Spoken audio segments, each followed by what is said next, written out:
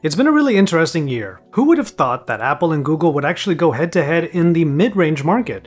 Apple already threw down the gauntlet earlier this year with the iPhone SE, and we've seen a number of cheaper devices come out since then, but perhaps no more was anticipated to take it on than the Pixel 4a.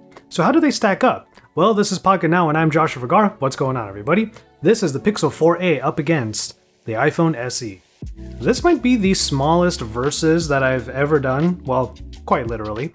These two phones only come in one size, and in either case, comfortable handling is clearly key. The iPhone SE draws from a design that's now rather dated, bringing back the iPhone 7-ish design cues that include the signature home button. Now, my red edition is a glass-on-glass phone, and it's striking despite being of a rather diminutive size. It also retains many of the tropes of the iPhone since the original SE. There's no headphone jack this time though, so it's updated in that sense, but at least there are stereo speakers. Unfortunately, Apple did stick to an old design cue: big bezels. To make room for the home button and to maintain symmetry, there are large areas above and below this 4.7-inch Retina display. Now, it's not a bad display, coming in at 1334 by 750 resolution, and it still pumps out good colors that are on par for the Apple course. But there's a significant amount less of the screen when compared to other devices. Devices like the Pixel 4a, which keep to the current trend of having as much screen as possible, even if it means punching a hole in it. And that's exactly what the 5.81-inch OLED display does. Now, being OLED, the Pixel 4a can do things like have an always-on display, something that no iPhone has, and overall, the display is just larger and thus a bit more enjoyable. Google still kept the footprint as small as possible despite the size of the screen, so the Pixel has really good handling as well. But it's also made of a matted plastic shell all around and only comes in this dark color. It doesn't look bad by any means, but that just means that there's less choice when it comes to style. Now, one thing that the Pixel 4 does boast over the iPhone is a headphone jack, so if you're unable to get a pair of, let's say, Pixel Buds or some sort of Bluetooth set, you can always go for a wired solution or just let the stereo speakers do their thing. The fingerprint reader remains on the back, readily accessible. However, both of these phones happen to lack face unlock, so you're reaching for either sensor anytime you want to get into the phones. The best part about smaller phones is that slapping a case on them doesn't even make them that much bigger. Consider checking one out from our channel sponsor SUPCASE with their award-winning UB Pro. It's one of my favorites because it really puts this glass-on-glass phone in a very protective shell. Cases for the Pixel 4a are coming as well, which might be a good prospect because the Pixel 4a does not sport an IP rating. Okay, so both of these phones are small yet mighty. The power within is definitely the interesting story here. I'm gonna go out on a limb here. In Apple's case, it made perfect sense that because they're making their own bionic chips, eventually a powerful one would appear in a more affordable device. Contrast that to like the Android world, where great performance out of low-priced smartphones has usually been a game of trade-offs. Not anymore though, as the Pixel 4a and multiple mid-range phones this year have proved.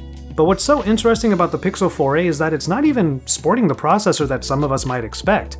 Instead of the 765G, it's the 730G. It does sound like a lower tier processor despite having that G at the end, so maybe expectations were a bit low. But I'm happy to report that the Pixel 4a is as smooth as it should be for pretty much any user.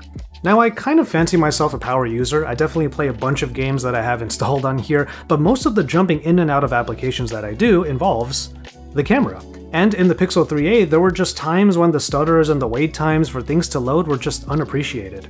Thankfully, all of that is practically gone in the Pixel 4a. Honestly, it's a great bump up from the previous generation, but it's also a wonderful example of how you can get good, reliable, everyday performance without breaking the bank. Which is obviously what the iPhone was focusing on when it included the Bionic A13. Despite some speculation that this top-tier processor is actually underclocked for the iPhone SE, it doesn't change the fact that iOS is still snappy as ever on this little device. iOS does have its own combination of carefully crafted animations and software optimizations, so of course, that is why iPhones tend to feel high-performing no matter what. But again, it speaks to where we are in smartphones today that good performance specs and hardware are readily available.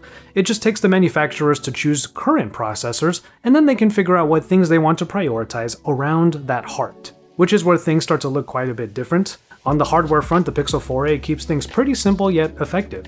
There's only one configuration that gets 6GB of RAM and a welcome bump up from before in 128GB of storage. Now, in the previous generation, the Pixel 3a would just get 64GB to start, meaning that Google Photos would be a must-have app for those who were massive shutterbugs.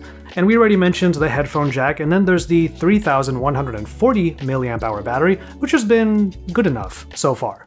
I personally haven't had any issues getting to the end of each day with somewhat heavy usage, but even then, 18-watt fast charging is a speedy way of topping back up. Now, fast charging is included in the iPhone SE, but then they got a little bit extra by including wireless charging.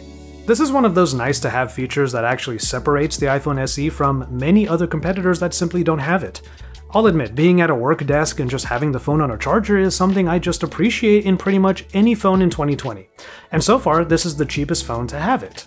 Admittedly, it's kind of needed too though, because this little smartphone has a battery matching its size, 1,821 mAh. Talk about a throwback, the iPhone SE has gotten me searching for a cable quite a bit before bedtime, just like many of us did back in the days of the iPhone 6 and 7. And to round out the hardware, we have the cameras, the single cameras on both phones. So both put their emphasis on doing one sensor really well.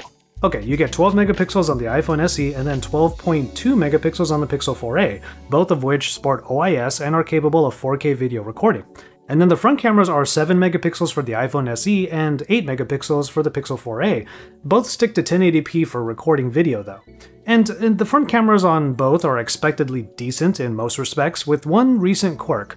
Both phones were actually able to recognize my face despite having a mask on. So in a nutshell, simplicity is key here. You've got yourself an affordable and enjoyable smartphone experience with cameras that just won't let you down. It's like, okay, you don't have ultra-wide zooms or even a crap ton of features, but we've made sure you won't be disappointed with what we could provide you. And in shooting with both of these phones, it's clear to me that Google is still hard to beat because it's putting the power of the algorithm data to work. It's still a blast, getting what you think is a good picture via the viewfinder, only to see it get further enhanced in the Google Photos app. Stills photography clearly remains the focus for Google. Now let's be fair, Apple isn't far behind with the iPhone SE photos, there's just a little bit more elbow grease required.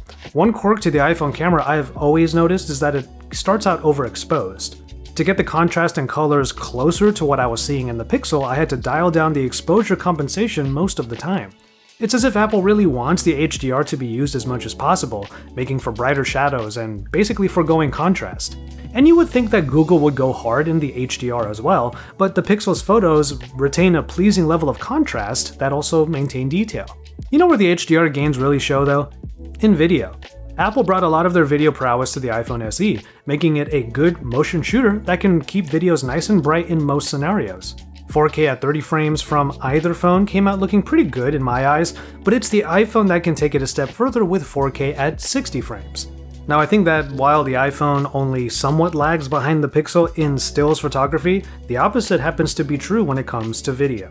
There is just one big omission from the iPhone camera that the Pixel proudly boasts: night mode. Despite the processor in the iPhone SE allowing for 4K 60 and the portrait modes, there's no night mode to be found, and it just gets dominated by the night sight long exposures of the Pixel 4a. In even the darkest of situations, the Pixel is able to make something out of nothing and create a photo that is even halfway decent.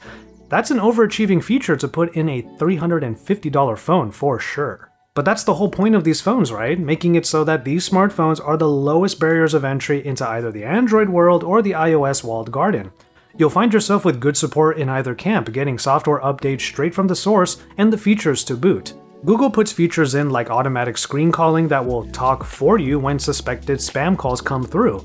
And of course there's everything else that Google Assistant provides, even if you can't squeeze the phone to hail it anymore. iOS on the iPhone SE has all the features and power that you're probably accustomed to if you've used any of Apple's smartphones up until now. Only the home button and Touch ID are back if you have been missing that level of tactility.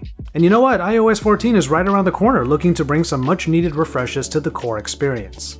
And with the cameras in both phones bringing pretty high quality in their own ways, there's very little not to like for phones that come in under $400. But it's when you look a little closer and you see that things like a night sight mode, a bigger screen, and a bigger battery can be had for $50 less than the $399 iPhone SE. As always, if you're already standing in one of these grass fields, you probably won't think that it's all that greener on the other side. But on the topic of green, the $350 Pixel 4a is cheaper, provides a bit more in the fundamentals, and continues to have a fantastic stills camera for the memories that you might end up reliving later in Google Photos. Sure enough, the iPhone SE did put the rest of the smartphone world on notice, and now we're seeing and honestly benefiting from all of the responses that have come after it. Ultimately though, if you're really strapped for cash, the Pixel 4a is easy to recommend, and then you're just going to be surprised how much phone and camera you can get for so little money. Let me know what you think about this comparison and which one you might end up picking. Are you already in one of the two camps, and does the other offering actually make you want to jump ship? Let us know in the comments.